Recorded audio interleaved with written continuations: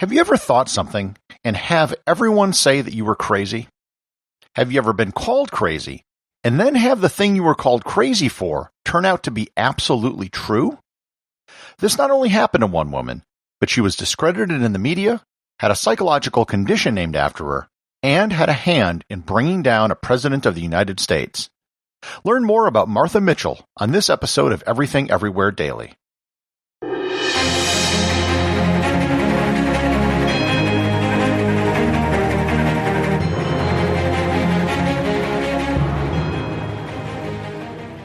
This episode is sponsored by Fluent in 3 months. Have you ever wanted to learn a foreign language and do so quickly? My friend Benny Lewis over at Fluent in 3 months might be able to help. Benny has spent over a decade language learning around the world. His techniques have helped tens of thousands of people learn the languages they want to learn quickly through both his online courses and his language hacking guides. I've personally met Benny in many places all over the globe and have seen his language skills in action. He doesn't just talk the talk, he walks the walk when it comes to language learning. And I'm sure he'll be able to help you too. To sign up for his free Speak in a Week email course, just go to fluentin3months.com or click on the link in the show notes. Martha Elizabeth Beale was born in 1918 in the town of Pine Bluff, Arkansas. She was an only child who grew up in a rural area and, by all accounts, had a normal upbringing. She liked to sing and wanted to become an opera singer, and also studied piano. She attended college hoping to become a nurse, but ended up transferring colleges twice before winding up at the University of Miami with a degree in history. She took on a teaching position in Mobile, Alabama, which she hated, and then got a job as a secretary back home in Pine Bluff at the Pine Bluff Arsenal, a military facility that made bombs and grenades. Her boss was a brigadier general. In 1945, he was transferred to Washington, D.C., and decided to bring his trusted assistant Martha with him. In Washington, she met a man named Clyde Jennings, who was an Army officer, and they soon got married. The couple moved to New York after he was discharged from the Army, where he became a traveling salesman. After being apart from each other for so long, in 1956, the marriage fell apart. However, soon after, she met a successful New York attorney by the name of John Mitchell. And this is where the story starts to get interesting. John was one of the top municipal bond attorneys in the United States and worked on Wall Street, bringing in a $250,000 a year salary in the late 1950s. That's a lot of money today, but it was really a lot of money back then.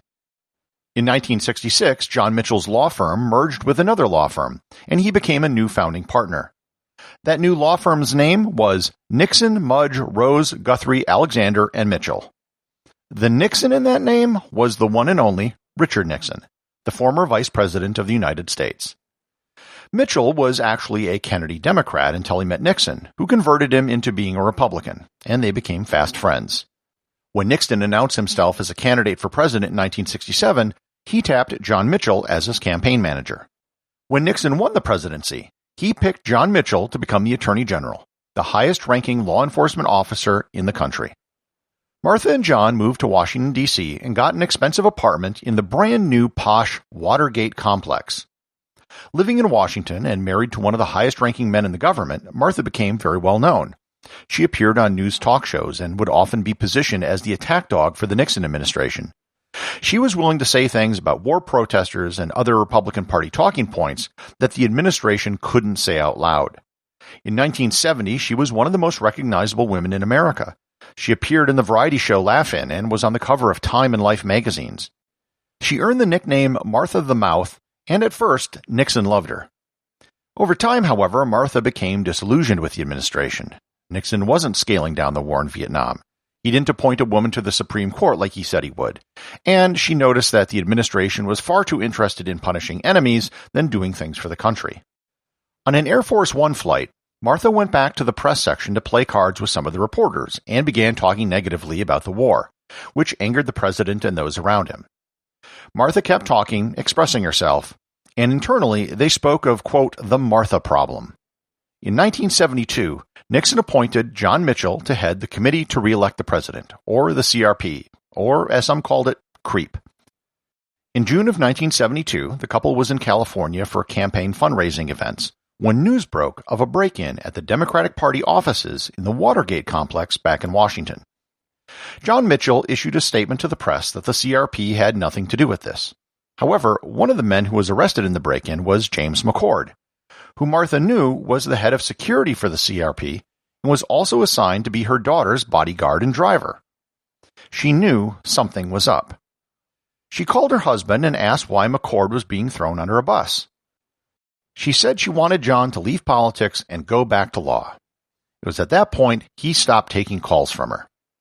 On June 22nd, she called Fred LaRue, who also worked for the CRP, and told him to tell her husband that he had to leave politics immediately and that she was going to take it to the press. Martha then called Washington reporter Helen Thomas with United Press and told her that she was going to leave her husband unless he left the CRP.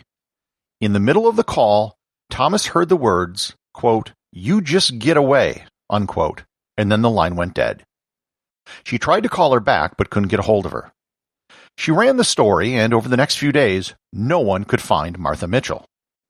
Several days later, she was found at the Westchester Country Club in New York with black and blue marks all over her arms. She told her story that a former FBI agent by the name of Steve King had ripped the phone cord out of the wall while she was talking. He tried to hold her down in the bed, but she ran to another room where he again pulled the phone out of the wall. He grabbed her and threw her into her bedroom and locked the door. When she tried to escape over the balcony, he ran in, threw her to the ground, and started kicking her. Eventually, a doctor was brought in, and she was injected with a tranquilizer. Despite Watergate being the biggest news story in the planet, Martha's account of what happened to her was relegated to the women's section of most newspapers. After speaking out against the president and telling her story, the administration began a campaign of discrediting her. They told the media that she had a drinking problem and that she had a nervous breakdown. Terms such as unhinged and mentally unfit were thrown about. No one in the media took her or her story seriously. The discrediting campaign was largely successful. Eventually, Nixon was reelected and the Watergate story was exposed, but it would have come to the nation's attention much earlier if people had listened to Martha Mitchell. John Mitchell eventually was divorced from Martha, and in 1974 he was sentenced to prison. He remains the highest-ranking government official ever to spend time in prison. James McCord, one of the Watergate burglars, admitted in 1975 that Martha's story was true. Richard Nixon, of course, resigned. In a 1977 interview with David Frost, he said, quote, "If it hadn't been for Martha Mitchell, there would have been no Watergate." Steve King, the man who hit and kicked Martha, was named a U.S. ambassador to the Czech Republic in 2017. Clinical psychologists have dubbed the Martha Mitchell effect when a clinician diagnoses someone as delusional when in fact they're telling the truth. Martha herself developed cancer and passed away in 1976 at the age of 57. At her funeral, an anonymous mourner sent a floral arrangement of white chrysanthemums that spelled out 3 words: Martha was right. Executive producer of Everything Everywhere Daily is James Makkyla. The associate producer is Thor Thomsen. Remember to leave a 5-star review to get your review read on the show. They can be left at Apple Podcasts, Podcast Republic, or wherever you listen to the show. Also, you can help support the show over at Patreon.com. Patrons can get merchandise like t-shirts and hoodies, as well as having direct access to provide suggestions for future episodes.